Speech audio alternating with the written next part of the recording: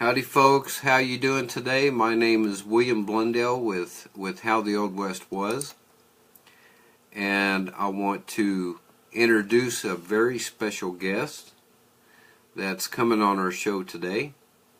We are very excited because she's a woman author. Her name is Jackie Rogers, and the title of the show is called Woman of the West and Western Books. How you doing today, Jackie?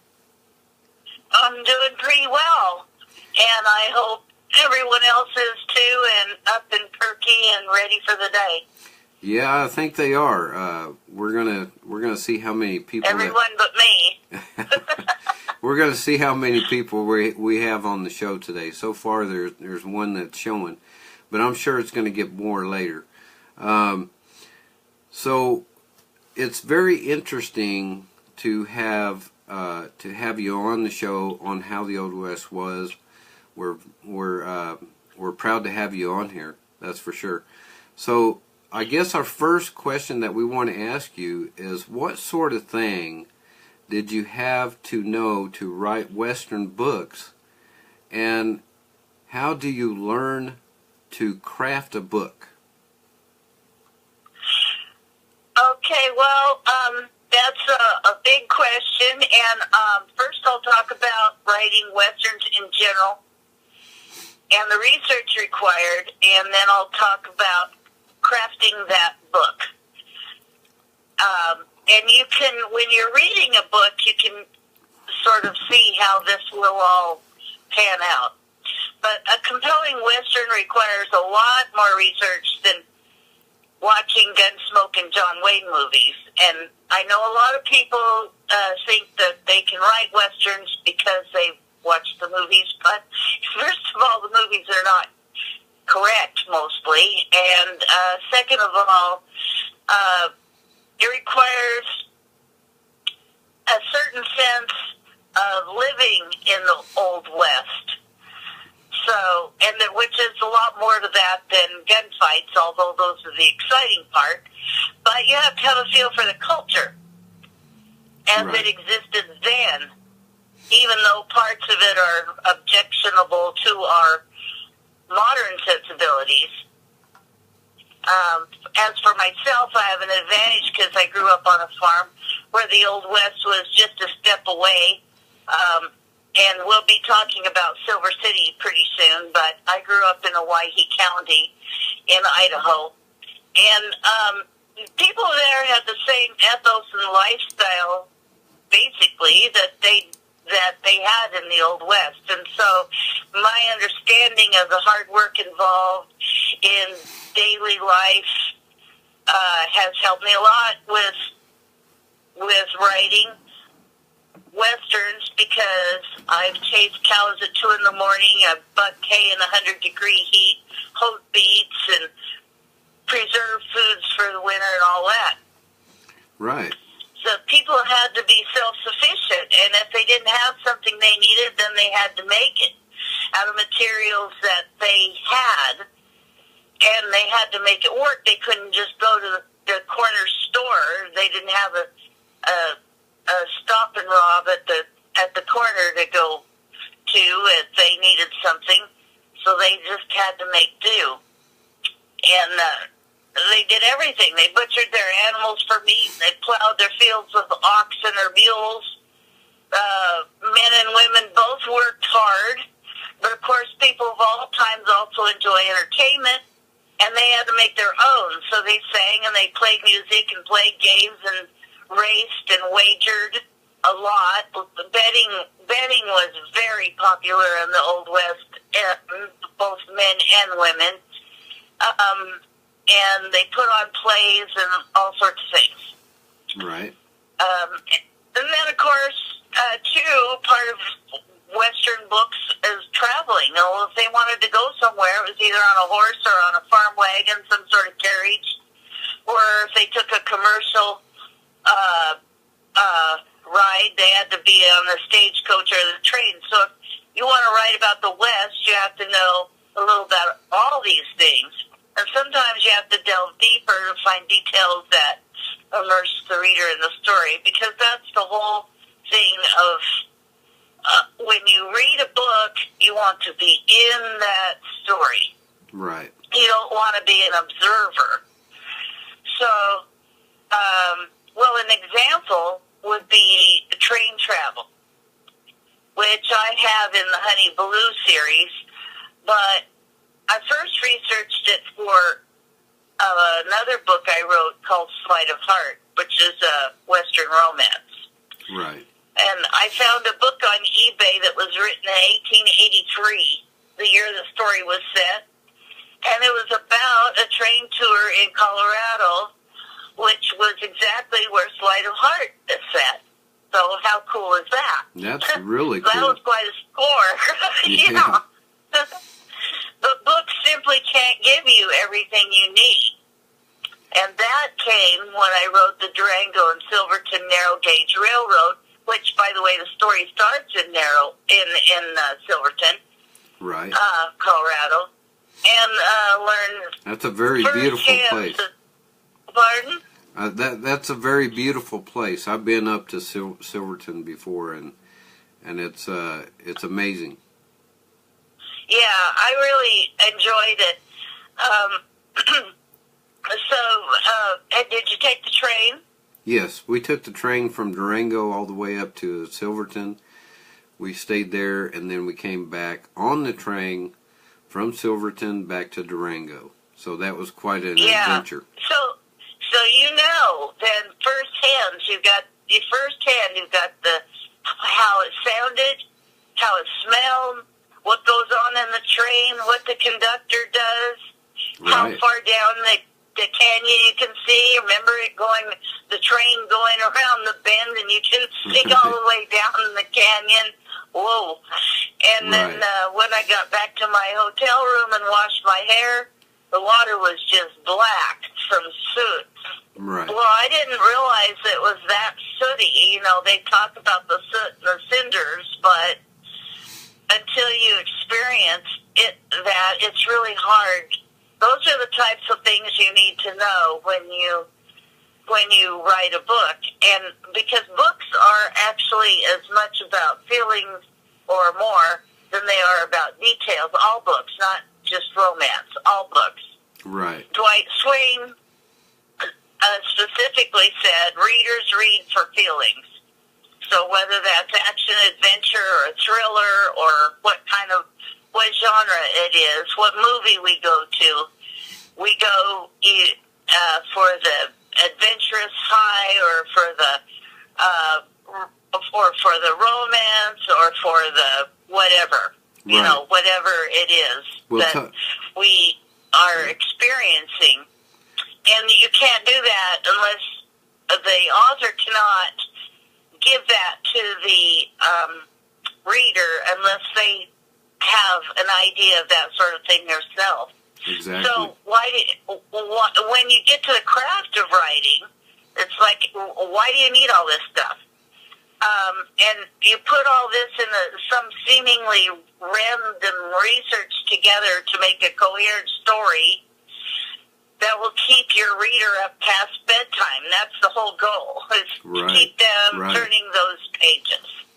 Right. And so, well, people often ask if I write character-driven stories or plot-driven stories, and I can never differentiate, because if a plot works with any character off the street, then it's not a strong one. Right. And if you can plop your character in any story, then that character isn't unique. So the character drives the plot, and the plot drives the character. It's just hand in hand. We'll talk about creating characters, and this is where the research is going to come back in. So, right. I love creating characters. It's my favorite part of writing. So first you have to create characters that are believable, but at the same time, they're larger than life. So, which those seem mutually exclusive, but they're not. Every book you read has that. Every movie you see has that. So when you create characters... John Wayne's a great example. Exactly. So when you create characters, I'm going to throw you an off-ball question because I usually do that in the show anyway. A lot of people, a lot of people like that. We do have 4 viewers so far, so it's pretty cool. Anyway, what was I going to say?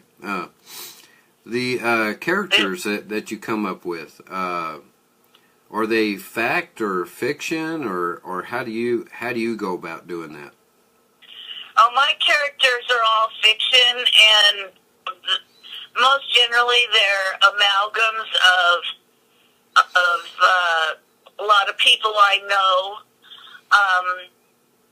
Honey Blue is a kind of an amalgam of or characters, other characters.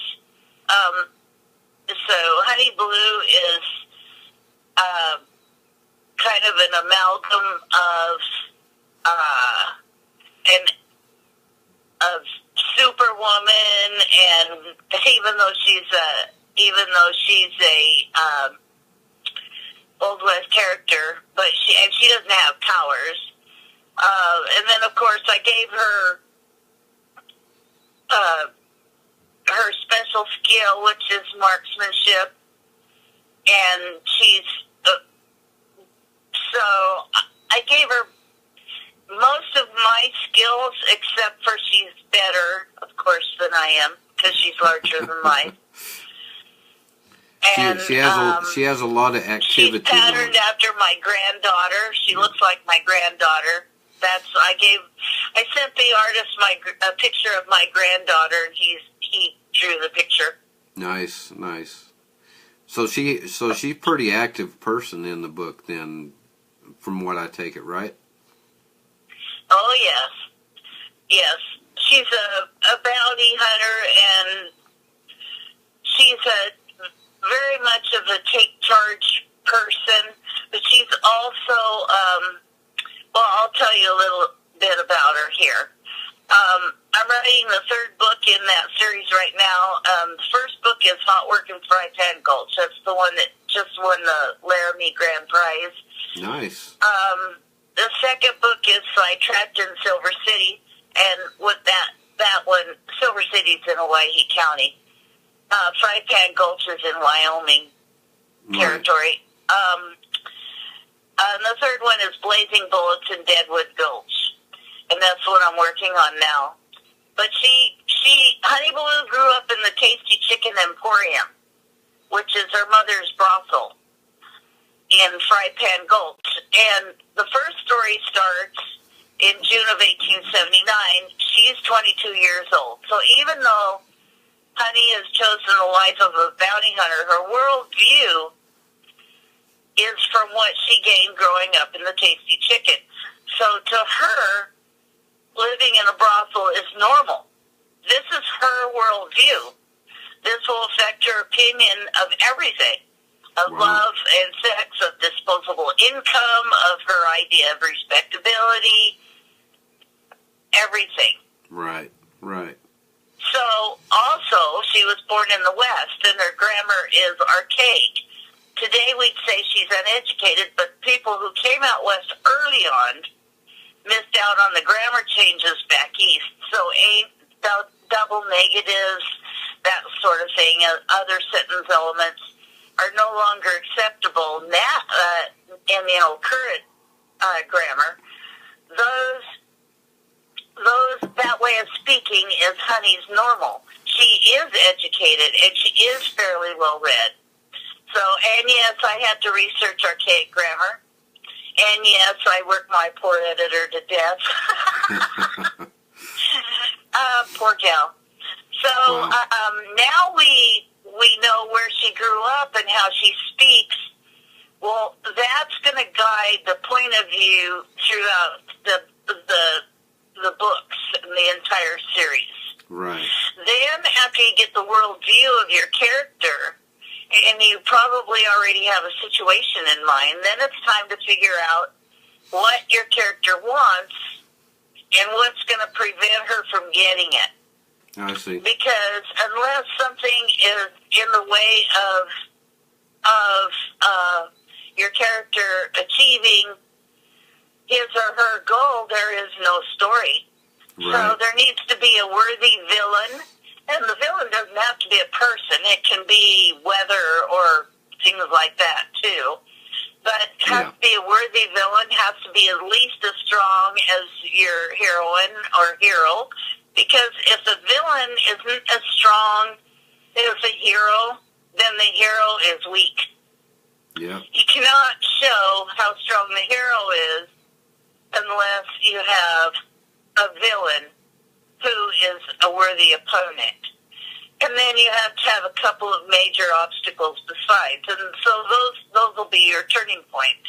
You know, this is how you can go about plotting. And I won't go into plotting. Right. Because that's too much. But well, you know, it's funny. There are some really good books on it. Yeah. Well, you know, it's funny. It's funny how you say stuff like that, because a lot of that stuff happens in real life. You know, you always have a villain, and you have the nice person that's always trying to do something good.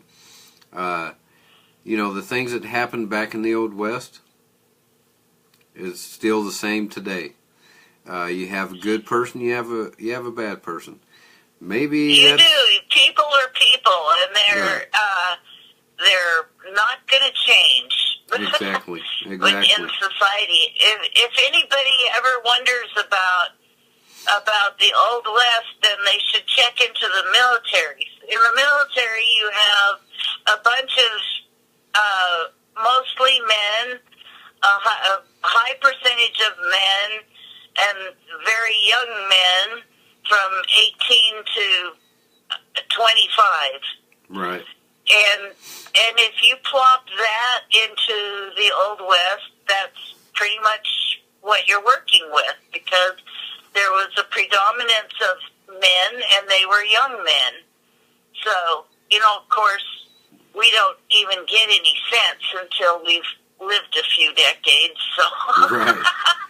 Well, you know, that leads us to another question that we want to ask you. Where in, and help me if I'm pronouncing this wrong, but Hawaii County, and how did it get its name? And the following, and to follow that, why did you set your hearts on Hawaii series there? Well, Hawaii County is the southwest corner of Idaho, and it's a pretty big area, about the size of New Jersey. Yeah. Except New Jersey has over 1,000 people per square mile, and Hawaii County has one person per square mile. When I grew up there, the population was less than that. So it's mostly desert, and the southern part is high mountain desert. So lots of sagebrush. I love the smell of sagebrush. That, to me, is home. And our farm was in the northern part of the county where they have irrigation. And the mid and the southern parts of the county are mostly ranches, open range, and I think there's still some small-scale mining going on, too. But the name Hawaii came from southern Hawaiian, some Hawaiian fur trappers who disappeared in the area in 1819. They were never found, and the area was named after them by the fur company. You know, the fur company is named a lot of the places in the West. Right. Anyway, it's spelled, Hawaii is spelled Owyhee. It's the original anglicized spelling of Hawaii. And, well, from 1819, not a whole lot happened there until 1863, when Michael Jordan, not the basketball player, and his party discovered gold at War Eagle Mountain, and the Ruby City was established. But after one too many floods, everyone moved up the creek to Silver City. So they moved everything. They moved, the Idaho Hotel was originally built in Ruby City, and they put everything on wagons wagons and moved it a mile up the road. Wow. um, so anyway, Silver City was the major town by 1865. And here's more about research. The Owyhee Avalanche was established there. Actually, I think it was established in Ruby City. And it's still publishing. Only they've moved north to Homedale in the northern part of the county now. So they've been publishing for over 150 years. Wow. And I get a lot of my information by reading old Avalanche newspapers. I just love to do that. Yes, I'm a geek. Okay. So, but I There's sent the nothing Hearts wrong of with Hawaii series. Huh? There's nothing wrong with that. Reading what the news is. I set the Hearts of Hawaii series there because I knew the area so well. And it has a rich history that no one outside of Owyhee County even knows about. And I've stayed in the Idaho Hotel and fished in Sinker Creek and rode my horse all over Graveyard Point. So it just made made sense to set my series there. So the Hearts of Owyhee series, all 5 books are set there. Yeah, we have a lot of I have a lot of friends on my Facebook that are from Idaho. Oh, do you? Yeah, and also from Iowa. But they're 2 different states. Big difference. 2 different states, right? But anyway, well, one's flat, and it's not Idaho. Yeah. Right. And the thing of it is like it's very interesting the history that you're talking about up there, because there is a lot of history of how people came about and going through there. A lot of homesteaders went through there from the Oregon Trail to go up in that direction. Well, Idaho was actually the toughest part because of the lava beds. Right. That's where there's no water. Well, there's the Snake River, but you can't get to it because of the canyon and the lava beds, and the oxen's hooves wore down, and they had to kill a lot of the oxen, and they didn't have anything to pull the wagons. It was pretty tough haul through there. Yeah, they had a tough time, that's for sure. So, I also want to ask you a question. You write strong female prodigies, and yeah. I'm sorry? Yeah, protagonist. Protagonist, I'm sorry. Female protagonist.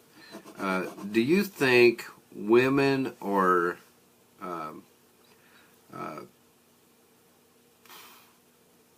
let's see, particularly help me out here. Do you think? Yeah, I do write strong female protagonists, and as far as how women are portrayed in literature and films, well, a lot of people ask if they're portrayed fairly or not, and what are myths and what are legends. So let's just talk about women in the West a little bit. How about that? Yeah. Okay, so, well, first of all, fairly, for the most part, women are just placeholders in fiction. Most of your action heroes are men. But think about it. More women read. And I think these days they're wanting to read stories where women are given their due. They're not necessarily wanting, they don't want women to be men, but, they need to get a fair shake. So the right time is now for strong heroines. Right. As for Western women, it's because Western women always have been strong. Right. And there seems to be cultural amnesia about Western women. The women who were born and grew up in the West, and I'm I'm talking about the West. You know, you do realize you live back east from me. Right. They weren't Eastern Victorian women. I see. Western women, both by nature and by necessity, did whatever they needed to do to survive. And if that meant shooting game for supper, then they shot game. If that meant riding astride when they had to round up cattle or chase cows, then they rode astride. What they did and how they dressed at home was entirely different than how they presented themselves when they went to town. So there's a big disparity there. And then also think about it culturally. Women in the West could always own property and businesses. They did not need a man to do that. And Wow. we had a lot of entrepreneurs where I'm from. So this is all, you don't even hear about this. And the fiction books don't cover it. The nonfiction books ignore it altogether. But, you know, it's just, do you know who, here's a pop quiz for you. Do you know who has the record for the largest horse trade in North America? Not right off the top of my head, I don't. So you're gonna have to answer your own question. Well, I'm going to tell you. Okay. Well, I appreciate that. Cause you know I'm Well, gonna. that would be Kitty Wilkins of Hawaii County. Cool. And Nice. she was a girly girl, very feminine, and the epitome of Victorian propriety. She lived in Hawaii County in the southern part, over by the river, and she did not act like a man. She did not look like a man. The Sioux City Journal, let me see if I can pull this up here, described her as a tall, stately blonde with fluffy golden hair, large blue eyes that have quite a knack of looking clear through one, regular features, and pearly teeth which glisten and sparkle when she smiles, and she has a habit of smiling very frequently. Her lips are red and full, and her mouth and chin denote a certain firmness of manner, no doubt acquired in her peculiar calling. Yet she could wheel and deal with the best of them, and she knew horse flesh better than most men, and she understood business. Right. So she was quite an interesting lady. And Sounds like it. then there's this doesn't really address the opposite of that would be, as far as women goes, would be Jo Monahan, who also lived in Hawaii County. And she actually even had a movie made about her. She was a woman who lived as a man for 40 years, and they made a very fictionalized movie about her, but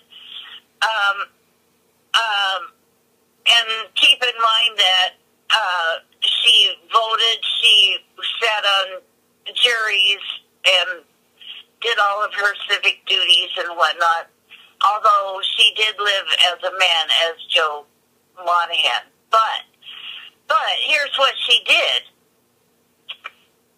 She worked in a high-altitude mine, and she was, and all accounts are that she was one of the hardest working around, worked harder than most men. She also worked odd jobs. She did carpentry. She dug ditches.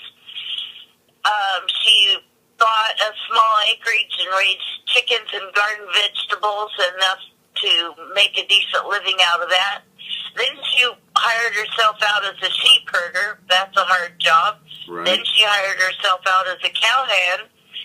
And then she homesteaded. Wow. And she also, whatever she needed to do, make money, she did. She was a wrangler and she was a bronc buster. She also, this is really interesting, She also performed as Cowboy Joe in Waylon's Wild West show, which is subtitled, I love this, The Greatest Show on Land or Sea. He offered $25 to any man who brought a horse that Joe couldn't ride, and never once did he have to part with his money. So, and then after she got old, she built her own ranch and raised cattle, and then she died of pneumonia in about, I think it was 1904. The point is that that doesn't exactly sound like a weaker sex. Right. She did a lot, and she was just a little bit of a thing, too. She was about 5'3". Did she have any kids that you know of? No, So actually, nobody knows where she came from, and she never married. well, that's pretty interesting history there. I mean, it's the people that you don't hear about are the people that gave us the way of the Old West and put the pathways for people to follow after, and guidelines and all that kind of stuff. So this is how the Old West is all about, is to get that education, to know that, hey, there's people out there that we don't even know about, that we don't even hear about sometimes, that make a big impact of people's lives. And that's a really neat story. I like that. That's the main point there. So let's talk about your honor in the honey. What did you call it? Honey Baloo. The Honey Baloo, and the Manhunt series. Yes. She well, has. I'm sorry. Yeah, well, what's her unique upbringing? You wonder how is a woman like this going to make a living? Because she's not going to be doing the things that Kitty Wilkins and Joe Monahan did. She's not in the mainstream because she grew up in her mama's brothel, the Tasty Chicken Emporium, and she has two older sisters. Well, one ended up being a suffragist, and the other followed in their mama's footsteps, and she owns Miss Louisa's Gallery of Delight in Silver City. So, but Honey Baloo has her own mind. She never wanted to be in that business. Plus, she's too tall and too skinny. Not the type of body to get top dollar in those days. And her mama knew it. So her mama took her to the Fry Pan Gulch Marshal's office and got her hired on as a clerk. Then in the first book, one thing leads to another, and considering her skill as a marksman, she soon ended up being the deputy marshal. And I should add that her father is a pistolier and a bounty hunter, so it's not that far of a stretch that she would look into that as a way to make money. And he taught her how to shoot at an early age, so that's why she's so good with her peacemakers. But Right. she's also a soft touch with those in need, and it takes money to help people. And deputies don't make much money. And the first thing that she learns after catching her first bounty is that she has to work for a year as a deputy to make that same amount of money that she made in a week. So, ta-da! She decided, well, this worked once, let's try it again. So that's the book that launches the series. Right. So that's what Honey Baloo is all about.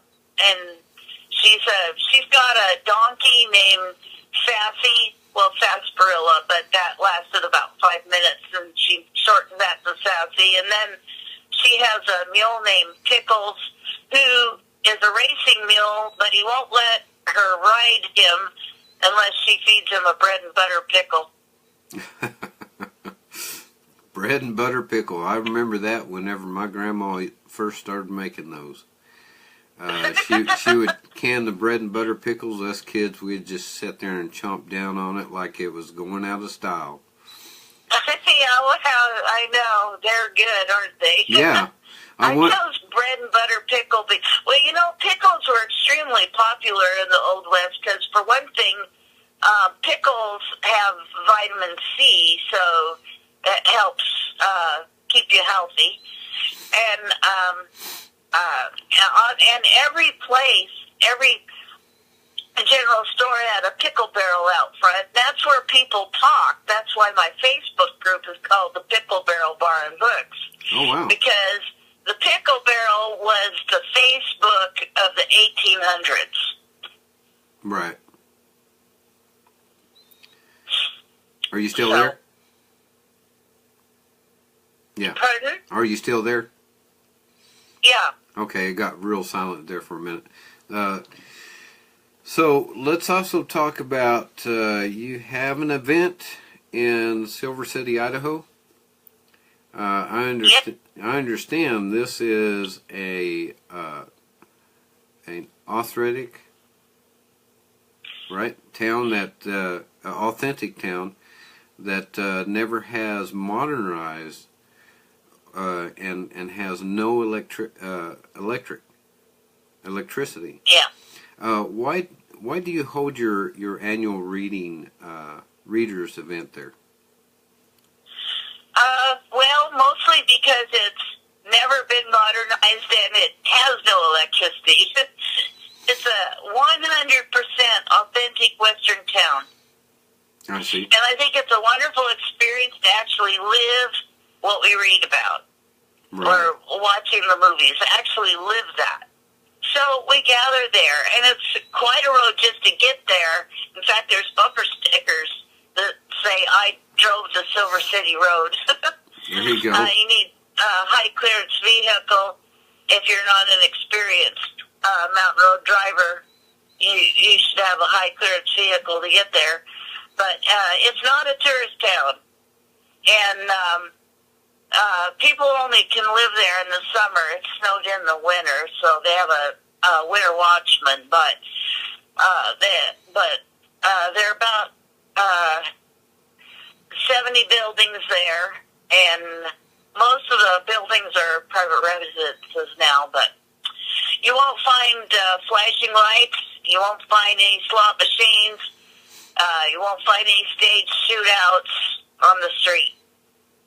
I'm sorry. You will find is true history, some great pie, because Jerry Nelson, who owns the Idaho Hotel, that woman can make some pie. There you go. After an hour or two, people actually learn how to visit because they can't use their cell phones, and there's no television. You have to put on all the entertainment yourself, just like they did in the 1800s. Right. So last year we put on a really terrible melodrama, and everyone just loved it. It had the terrible script that I wrote in 15 minutes at 2 o'clock in the morning, and it had and we had mustaches on, mustaches kept falling off, and the couple people lost their places in the script, and we had to stop it. Right. But you had fun doing it, that's right? Now it was really funny. People just had a blast. Then we have an auction to benefit the Children's Tumor Foundation, which is committed to ending neurofibromatosis, and we raised over $300 for that. And a multi-author book signing, and of course we have historic tours, and you can get trail rides too. And we're really hoping that a few people will open up their houses to us this year too. So nice. Really a lot of fun. You ought to come up. One of these days, hopefully I will. But let's see if to do something here. I want to see if any of our viewers out there, I want you to write down a question that you may have for Mrs. Rogers here, and let's throw something at her and have some fun with this a little bit before we finish the show. So Okay.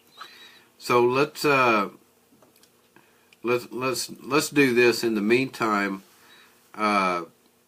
let's talk about how people can get a hold of you and get some of your books that you put out. Let's talk about a little bit about you yourself, about the awards that you've won. Excuse me. Well, I just got done winning the Santa Clara Laramie Grand Prize for Hot Working Fry Pan Golds. And I've also, one of my Hearts of Hawaii books, actually I can't remember them all, but I'll just tell you one of my Hearts of Hawaii books, Much Ado About Marshall's, won the Romance Through the Ages award for Westerns. And